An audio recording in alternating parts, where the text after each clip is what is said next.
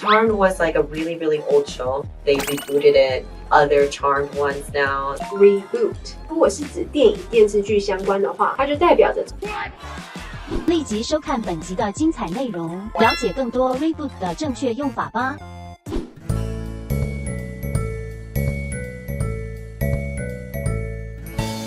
What's up, everyone? Welcome to the NG 英文 show. My name is John Drummond, or Yang Haoen. 嗨，大家好，欢迎回到 NG 英文，我是 Stephanie。今天的来宾 Emily 是一位创业家、艺术家、艺人、旅游爱好者以及语言爱好者。Today, I am joined by the lovely, super talented superstar, Miss Emily. Emily is an entrepreneur. She is an artist, an entertainer, a language lover, a world lover, and so much more. So everyone, please welcome Emily. Thank you, John. Hi, everyone. I'm Emily 聂凡哥. Thank you for inviting me on the show today. Yeah, you know, we were scheduled to start 2 hours ago, but we just couldn't stop talking because we haven't seen each other since my birthday 3 years ago at your restaurant. Yes. And it's just been so good to see you, really, to be honest. Yes. Like, fully from my heart. It's really nice to see you and to hear about just all the cool things you've been working on. You've been filming in Canada. You've been just going on a personal journey. So good to have you back in real life. Yes, I know. Thank you. I'm really happy to see you too. Yeah. So I was hoping we could talk for sure about your restaurant and everything, but I would love if we could maybe start with your entertainment career. Okay. You know, you've been a TV personality, but you just finished filming I believe is it a docuseries or like a drama? It's a drama. It's a drama. Okay. Well, yeah, shoot. Well, yeah. It's like a sci-fi drama. I guess that's what they categorize it. That's incredible. So yeah, maybe take us through a little bit of the entertainment career. How did that all begin? I mean, it started in Taiwan. I was a TV personality in Taiwan, and lately I wanted to transition into acting. And one my friend introduced me to one of the top agencies in Canada, and they saw me and they looked at my resume and they liked it, and I got a role and started filming there. It's awesome because the transition of being a TV personality, were you really focusing on doing like talk shows and kind of like fun travel shows, that type of style, but you wanted to be doing more serious work? Yeah. What was that? Is it just like more passion projects in that sense? Well, because in college I did take acting classes, just for fun. It was like one of the majors that we had in college. Dude, I forgot. Yeah, we went to college in the same town in San Diego. And so, I feel like I just had so much more to offer than just, like TV personality is great, but then I feel like I have more to offer and I wanted to challenge myself to try something different. So then like I've done some acting in Taiwan, but, I wanted to expand on that. Yeah, and congratulations, because that's really cool. Can you share a little bit about the information? What show is it? Can people watch it? Yes, it's Charmed. Charmed! Yes. So Charmed was like a really, really old show. Like we were watching it, yeah, when we were kids. Maybe not kids, teenagers. Yeah, like teenagers, probably like high school students. But then like, the original Charmed, like, they rebooted it. And then so now it's like other Charmed ones now. So it's like their kids are charmed. It's like something like that. And then so, that's cool. Yeah. So people can find that and we'll check you out. That's amazing. Awesome. And so thinking too about what we were just talking about when we saw each other last, your baby, in my opinion, your passion project is a restaurant that you started called Vice Versa. Yes. So take us through that. How do you start a restaurant? Are you doing all the operations? Are you doing the menu? What are you doing with that? Yes, I am. I do all the operations. I do. I don't do the menu like my chef does it, but we go over it together. So maybe something that he likes, likes more, or that I don't like as much, we'll take it off. We do taste testing on every single item if we change the new menu, when we change the new menu. So we recently just changed our menu, so we do have to do taste testing.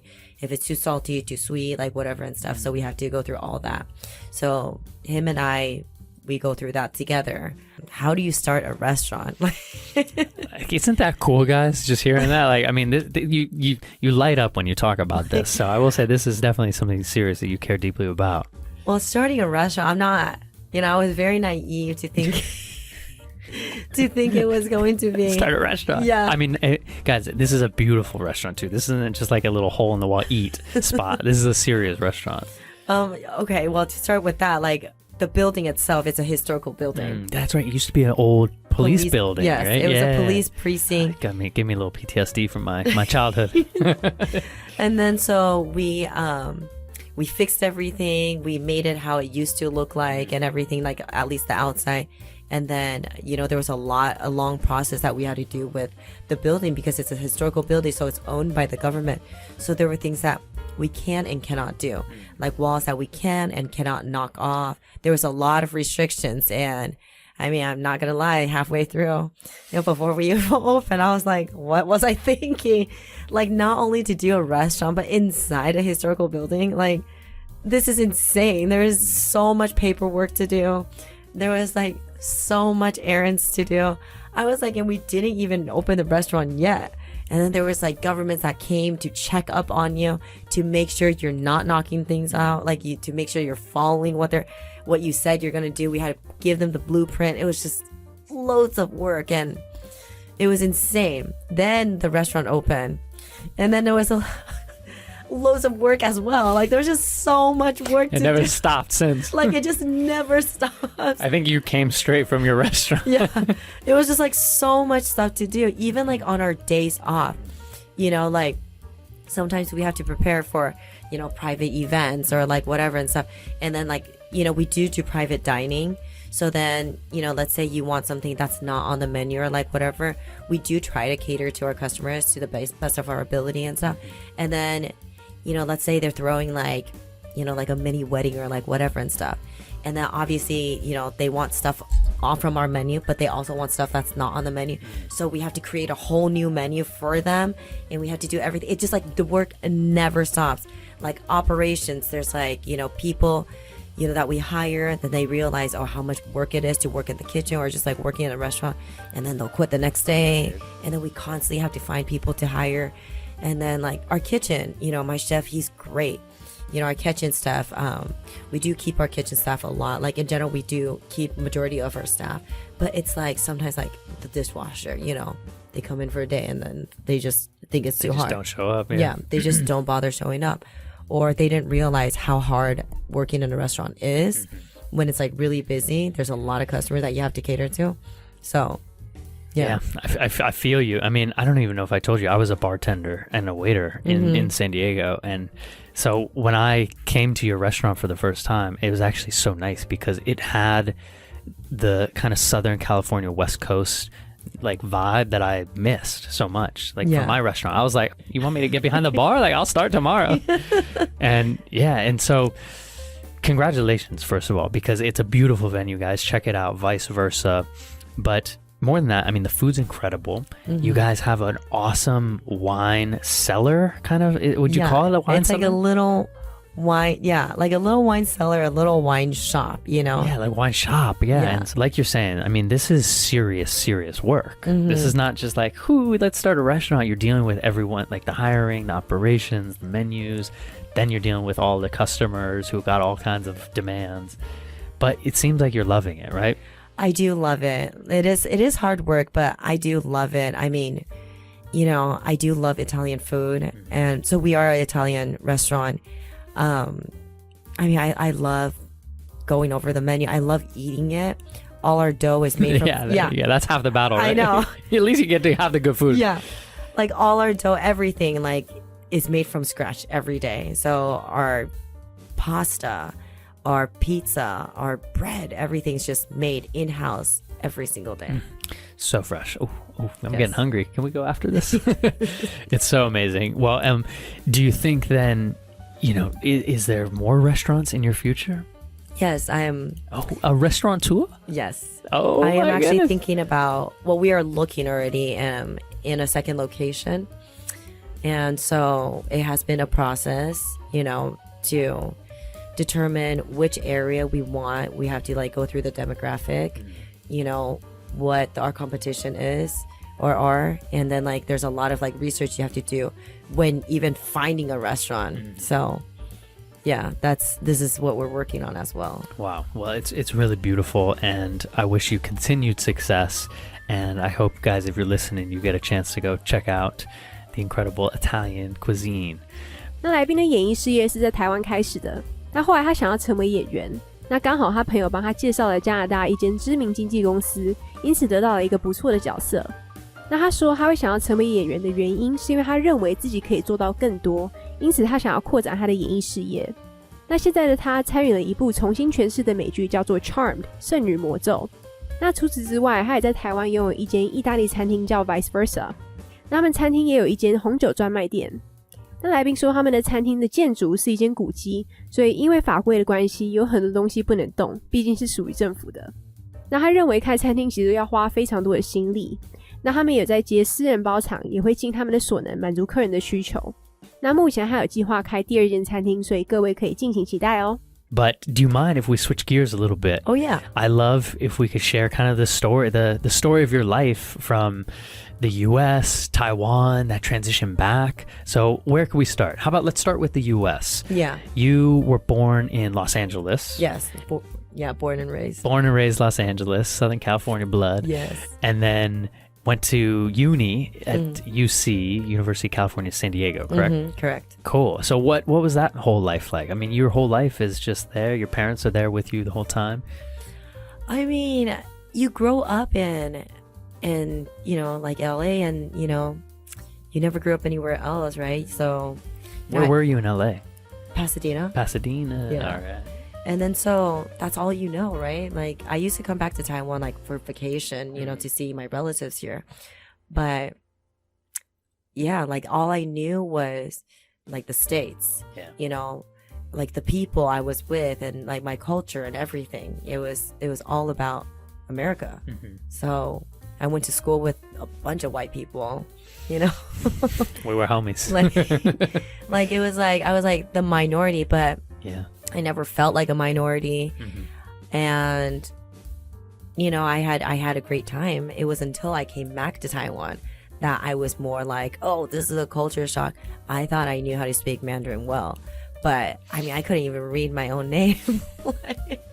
I remember like it was like coming to Taiwan, you really had to speak full on Mandarin. It's not the Mandarin you speak with your parents where it's like half and half, you know what I mean? Or like you speak a little bit like Mandarin here, like, oh, 我知道, and then the rest in English, and then like you get it. Like I did that here, and then they were like, what are you talking about? Like, what are you saying? Like, you know, you thought you know how to order until you come to Taiwan. You don't know how to order anything.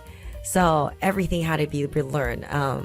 There was a huge culture shock here. You know, when I came, I thought I was Asian, but I mean, like you come here, you're like, this is Asian. Yeah. Well, I mean, and so thinking then a little bit about that, you know, did you step right into the entertainment scene when you got back into Taiwan? I did. And so you had to then jump right into 100% Mandarin right there, right? Yes. So I started as an intern for a news anchor. So I was going to be cool. Yeah. And then I was found and, you know, became an entertainer. But the thing is, like, you go to school, and the thing is, like as a TV personality, what you do is you talk. You have to talk to work, you know. Without talking, you can't work. And I remember after school, I went to Shida, and after school, I had to go to my company, and then they would just make me read all these Chinese, like, you know, like newspaper. And it was so hard for me. I was thinking to myself, I'm like, I graduated college to like go back to something like this. It was so hard. And your pronunciation, I had to go to pronunciation class, everything. And yeah, it was tough. Not gonna lie. Wow. Yeah. I mean, I can feel that. And it's crazy too. And maybe if we can kind of step back for just a second, what was the main reason you wanted to come back to Taiwan at that age? Because one of my friends, like it actually started from one of my friend, a white guy, and he spoke Mandarin fluently. In LA or in LA. San Diego? Okay. In San Diego, yeah. In San Diego and Cali. And I remember I never knew, like I knew him for like years, you know, like probably freshman year all the way to like senior year. And you had no idea at the time? No, I had no idea because we only spoke English. It was until one day, like there was like a Taiwanese person that was like walking by, and you know, you could tell like his English wasn't like, you know, obviously his first language. And then he switched to Mandarin. And literally I was like, WTF. I was like, are you kidding me? I was just like, we didn't just meet yesterday. I was like, we had classes together, like we hung out, we did projects together. I'm like, you never told me you know how to speak Mandarin. And then he's like, well, I mean, you never spoke Mandarin. He's like, and honestly speaking, I'm like, your Mandarin's not that good. Like, I've heard it. And I was like, okay, white what? guy. Yeah, I know. I was like, what? And then so after college, I had this internship program, you know, and I was like really debating if I wanted to go and if I wanted to do it. But then like part of the program was they send you to school, you know, and then it was like intensive Chinese training and then like everything. And I was like, you know what? Like, you know, I'm going to go to Taiwan. You know, I know Taiwan. I've been to Taiwan. I'm going to be surrounded by Mandarin speaking people. You know, it's going to be easy. Like, I could do it. And I came and it wasn't easy. I was like, damn, dude, like, this is a lot harder than I thought.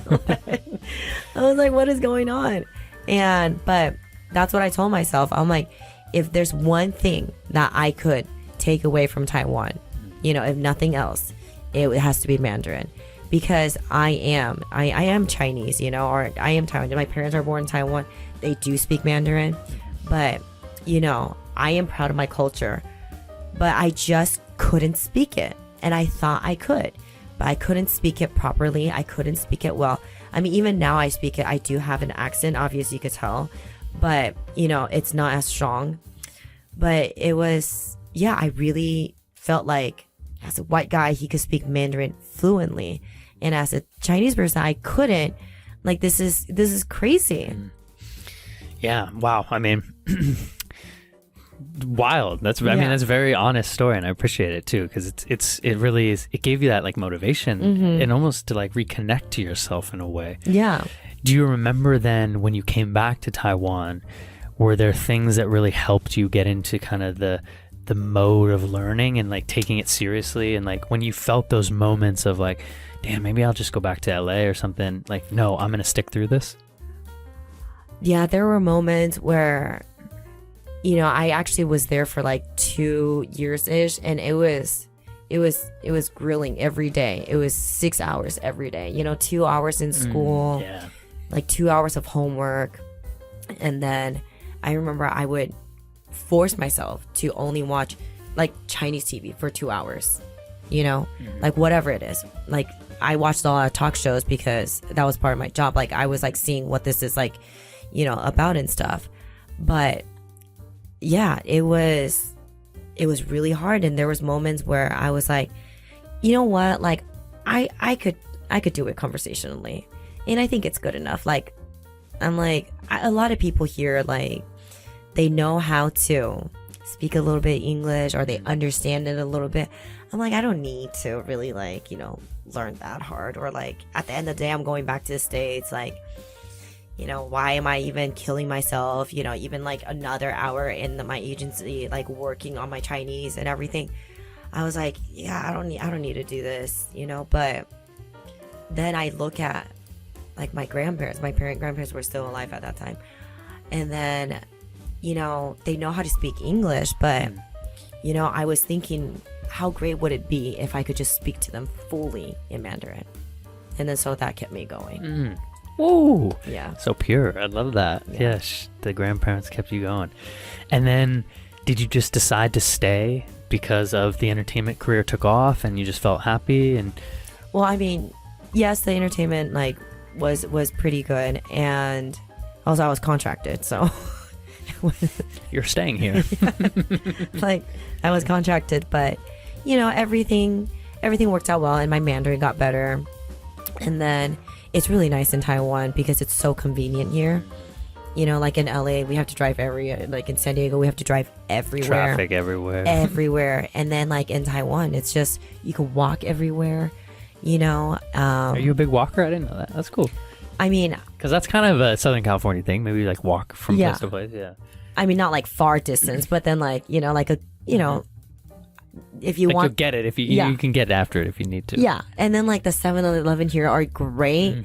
It's like if you're hungry at night or like whatever, you could go to 7-Eleven. Yeah, at that time Uber Eats wasn't in Taiwan yet. That's right. Yeah.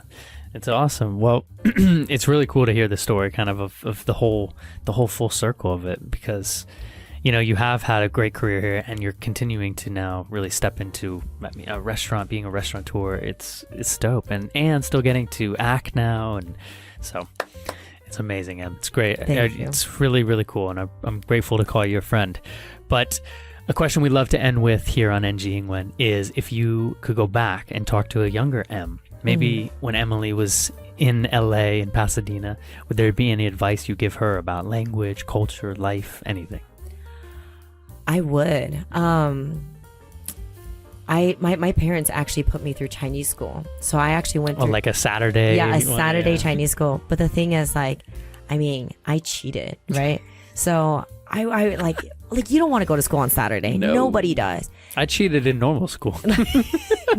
Like I cheated hardcore in Chinese school. Like basically, I did not do my homework. I would go in class and like copy like my friend's homework, and then, but you know what? It just hurts you in the end. If I could go back, Facts. I would really tell younger Em to really like, really study that Chinese. Like really do it. Because like as the older you get to study another language, it's harder. But really learn that language when you're young. Don't cheat, guys. Yes, don't cheat, guys. You're cheating your future self. Yes, it is true. Well said, well said. 来宾说他是在美国洛杉矶出生跟成长的，那他以前偶尔会回来台湾度假，但他的文化思维都还是比较偏向美国人。那他以前以为他自己中文算是不错的，直到他搬回台湾时才发现，除了有文化冲击之外，他回台湾后发现得完全使用中文表达，因为他如果掺杂英文的话，可能别人会听不太懂。那他踏入娱乐产业的契机是因为他当时是主播实习生，但后来他成为了艺人，但身为艺人的他得不断的说话，因此他有去上正音班。那他回来台湾的原因是因为他其实在某一天偶然下发现他认识很久的白人朋友居然会说中文，而且很流利，让身为台湾人的他有点惊讶。那另一个原因是因为他很想要跟他祖父母用中文沟通，因此他来台湾之后下定决心学好中文。那来宾也分享他小时候有被爸妈送去周六的中文补习班，可是他都是用作弊的方式蒙混过关。那他认为如果时光能够倒流，他会跟年轻的自己说不要再作弊了，要好好认真的学习，因为作弊到最后影响的是自己。他也认为年纪越大，其实要重新学一个语言也会变得越来越困难。接下来让我们来复习一下刚刚来宾提到的一些单字或是片语吧。第一个是 cater to， cater to 是在指满足或是提供个人或是团体的需求哦。但 cater 这个字本身，它是指提供饮食或是外汇或是承办的意思哦。那像举办活动的外汇服务叫做 catering service 或者是 caterer。第二个词是 reboot， 那它如果是指电影电视剧相关的话，它就代表着重新诠释以及重拍。但如果是指电脑相关的话题，那 reboot 代表重新启动、重新开机的意思哦。那第三个是 entertainment industry， 娱乐产业。还有第四个就是 news anchor 代表着新闻主播。那来宾目前参与的电视剧是一部结合剧情、奇幻以及神秘类型的美剧。那刚提到的剧情片叫 drama， 奇幻片叫 fantasy， 神秘片叫 mystery。那比较常见的类型有喜剧片 comedy， 动作片 action， 还有恐怖片 horror， 爱情片 romance， 动画片 animation， 还有科幻片 science fiction， 也或者是可以直接说它的缩写版 sci-fi 也是可以的哦。那最后来宾刚刚提到的 to the best of their ability to the best of their ability 指的就是竭尽全力或是尽他所能。那今天的教学就到这里，那我们就谢谢今天的来宾 Emily。 Awesome, Emily. Well, where can people find you on social media? Where can they follow along with your life? Maybe where can they find the restaurant? The restaurant you could follow, I mean, we are located in 厦门街中正区94号 or 厦门街 94号对中正区 I think so, yeah. And then you can find us on Instagram, vice versa TW. You can find me on Instagram as well, Emily Nie. It's just Emily Nie, just my name. She got it. She got it early. Yeah, that's my name. There we go. Awesome, Em. Well, thank you for joining us on the NG English show. We'll talk to you next time. Thank you. Boom. All right, everyone. Thank you so much for joining us on the NG English show. Please follow along with Emily or go find her at her restaurant. You will not be disappointed. Or follow along with myself, John Drummond 89 or Yang Haoen, anywhere you can find me. All right. Thanks for your dedication to learning, your curiosity, and your drive. We'll talk to you next time. Peace. All right. Well, that is our NG Ingwen show for today. We hope everyone enjoyed listening to that. You can connect with us on Facebook, Instagram, YouTube, and now Spotify. You can search NG Ingwen, or you can search on IG NG English ICRT. And don't forget to tune in every Wednesday morning from 6:30 to 7 and Wednesday night from 9 to 9:30. We'll catch you on the next episode. Bye-bye.